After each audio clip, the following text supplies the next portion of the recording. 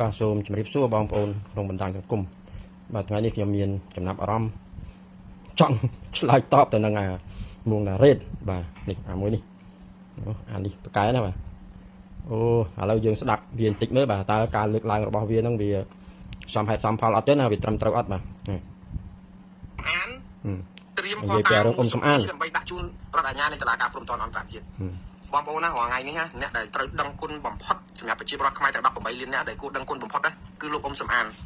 ដែលជាមន្ត្រីរបស់រដ្ឋាភិបាល$23 $24 $24អីខ្ញុំអត់ជឿក្បាលទេសំខាន់គឺលោកអ៊ុំសំអាននេះគឺអត់បានតនេទេស្រាវជ្រាវឯកសារយកមកចងក្រងដើម្បីឲ្យដឹងថាថៃឈ្លានពានទឹកដីកម្ពុជាប្រមាណដុំពីថ្ងៃណាតំបន់ណាលោកអ៊ុំសំអានចងក្រងលំអិតមានឈ្មោះលំអិតរហូតដល់76ទីតាំងហើយយើងត្រូវចាំណាខ្មែរទទួលស្គាល់ថាតំបន់ដែលថៃ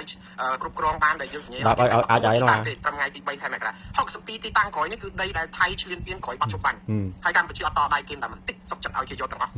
ហើយទៅគេតដៃអីអានោះកាលណាតដៃហៅថារំលោភកិច្ចព្រមព្រៀងជប់បាញ់ឲ្យឈួត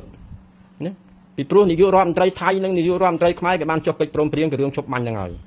ថៃវារំលោភអាកិច្ចព្រមព្រៀងឈប់បាញ់ហ្នឹងអញ្ចឹងហើយទើបរដ្ឋាភិបាលហ្នឹងគេតវ៉ាអំពីការដែលឈ្លានពានរបស់ថៃ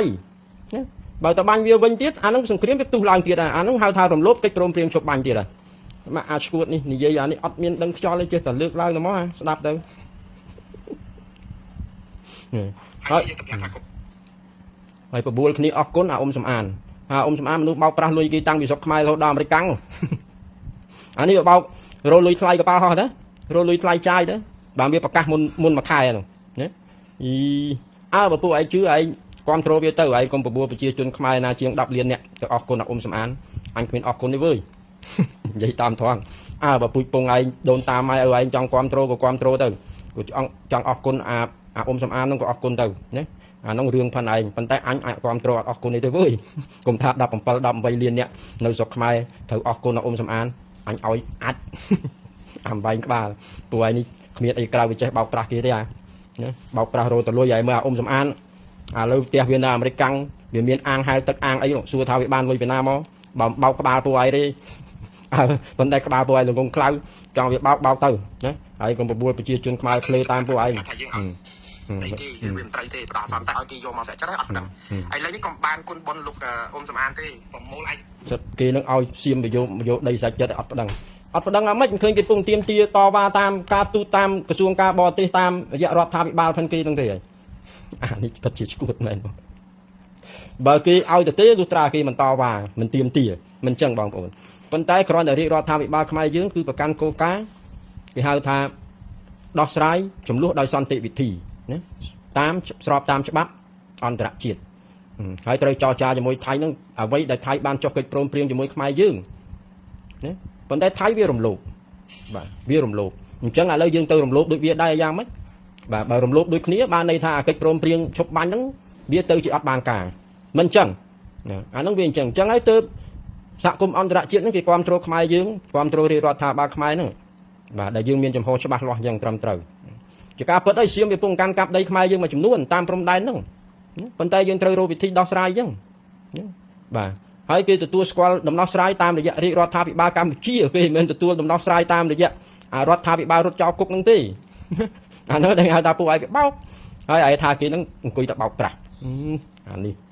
អស់ចាទៅមកហើយនេះឯ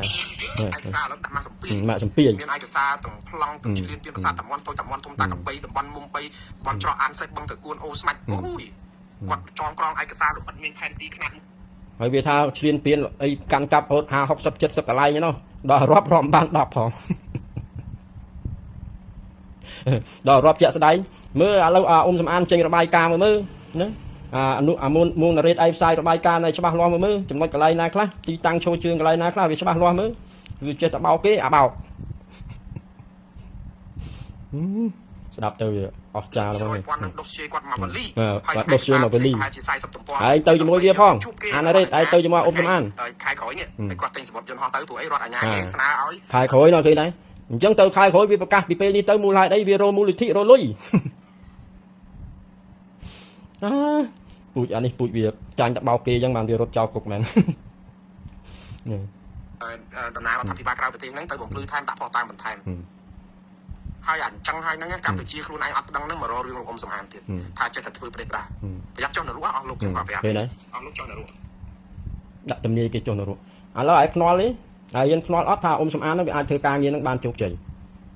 ណាហើយយើងខ្នល់ដាក់ស្អីឥឡូវហើយនិយាយតាមបណ្ដាញសង្គមមកឥឡូវឆ្លើយតបពីហ្នឹងទៅហ្នឹងសួរពីហ្នឹងទៅអាមួងណារ៉េតហើយសួរតាអ៊ុំសំអានផងហើយកុំប្រើតាល្បិចបោកប្រាស់លុយប្រជាពលរដ្ឋអាមេរិកកាំងហើយចង់ធ្វើបុចអាហ្នឹងឥឡូវហើយមើល FBI ចូលមកស្រុកខ្មែរហ្នឹងណាពងតាមចាប់ពួកអាបោកប្រាស់លុយគេហ្នឹងដែលធ្វើឲ្យប៉ះពាល់ដល់លុយប្រជាជនអាមេរិកកាំងហ្នឹងអញ្ចឹងអាអ្នកដែលបោកលុយប្រជាពលរដ្ឋអាមេរិកកាំងរាល់ថ្ងៃហ្នឹងក៏ពាក់ព័ន្ធនឹងពួកអា$23រត់ចោលគុកឯងដែរទៅបោកទៅលុយគេហ្នឹងឥឡូវក្មេងៗលេងជឿទៅប្រមូលពួកចាស់បាន 4-5 នាក់បន្តបោកមនុស្សចាស់អាគ្នាចូលនិវត្តន៍ក៏មានលុយចាយបន្តិចបន្តួចហ្នឹងក៏ពួកឯងបោកដែរពួកអត់នេះចំណេញដើម្បីការពារគណៈបកកណ្ដាលអំណាចនៅស្រុកខ្មែរមែនណាប៉ុន្តែអស់លោកបាត់មនសិការខ្មែរតាំង8-10 លាននាក់ខ្មែរយើងនៅស្រុកខ្មែរហ្នឹងប៉ុន្តែឲ្យអជ័យធ្លាក់ទឹកគ្រប់គ្រងគណៈបកប្រជាជនកម្មមុខមិនមើលល្ងងដល់ថ្នាក់តែគេខំប្រឹងជួយប្តឹងទៅតុលាការព្រំប្រទានអន្តរជាតិដើម្បីបានដីខ្មែរហ្នឹងថាជាគេមិនមែនល្ងងទេគេដឹងថាពួកឯងវាធ្វើមិនកើតណាបើពួកឯងធ្វើកើតវាមានស្អីវាមិនដែលណាគេទៅទទួលស្គាល់រដ្ឋាភិបាលពួកឯងថាគេល្ងងកាប់មុខគ្រប់គ្រងរដ្ឋាភិបាលគណៈបកប្រជាជនបាទគេមិនមែនគេល្ងងទេដោយសារគេឆ្លាតហ្នឹងហើយបានគេមិនគ្រប់គ្រងពួកឯងហ្នឹងដោយសារគេដឹងថាពួកឯងនេះពួកអាចោមកស៊ីតវាធ្វើមិនកើតទេណាអាហ្នឹងរឿងពិតវាអញ្ចឹងឯងទៅថាគេល្ងងគេឆ្លាតតែគេមិនគ្រប់គ្រងពួកឯងហ្នឹងបើមានតែពួកឯងល្ងងទៅឯងគ្រប់គ្រងចាញ់បោកពួកអ៊ុំសំអានពួកអាសាមរាំងស៊ីហ្នឹងពួករត់ចោលគុកហ្នឹងបាក់ពួកគ្នាឯងហ្នឹងឃើញទេយ៉ាប់ចុយមកនេះវើយអញឃើញហើយនេះដូចយ៉ាប់ជាងគេមកអាមួងណារ៉េត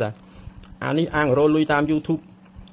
រឿងថាឯងរោលុយតាម YouTube វារោទៅប៉ុន្តែឯងគួរតែនិយាយចេះគិតគួរចេះខ្មាស់គេខ្លះផង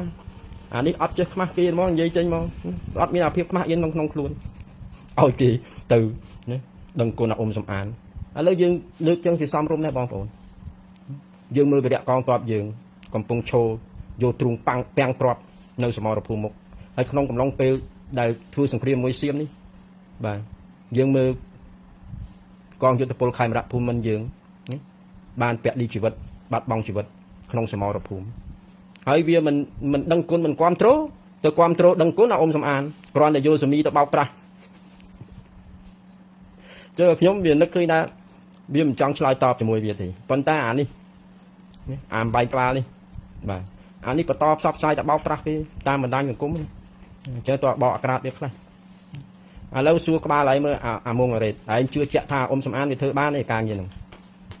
ការងារប្រទេសជាតិហ្នឹងអ៊ុំសំអានវាធ្វើបានហើយគេទទួលស្គាល់រដ្ឋាភិបាល$23រត់ចោលគុកផានឯហ្នឹងពិតឬមិនពិត